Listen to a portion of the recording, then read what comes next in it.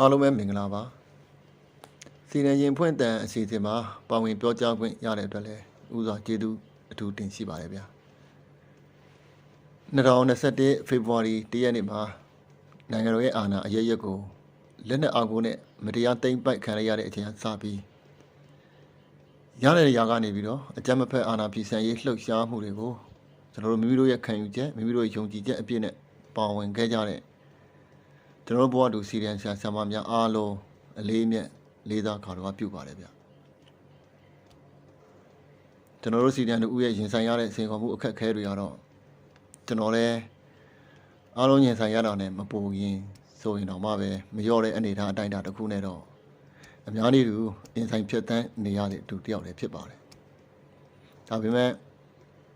အခုလိုခေတ်ပြောင်းစနစ်ပြောင်းတော်လှန်ရေးကာလကြီးအတွင်းမှာကျွန်တော်တို့ရဲ့ပို့ပြီးစွန့်လွတ်နေတဲ့သူတွေကျွန်တော်တို့ရဲ့ပို့ပြီးတော့နေနာခံပေးဆက်နေတဲ့သူတွေကိုကြည့်ပြီးကျွန်တော်နိုင်ငံဝင်ကိုပို့ထမ်းပစ်ခဲ့ပါတယ်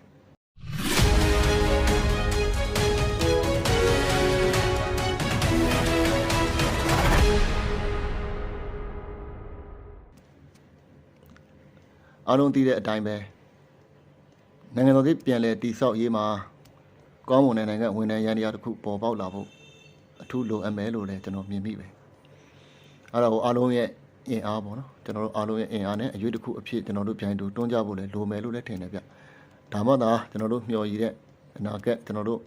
ဖက်ဒရယ်ဒီမိုကရေစီနိုင်ငံတော်ကြီးစီကိုဥမရိုင်းပဲ့ကင်မဲ့မဲ့နဲ့ရောက်ရှိမယ်လို့လည်းယုံကြည်ဆန္ဒပြုမိပါတယ်အားလုံးဘေးကင်းကျန်းမာရှိကြပါစေဗျာ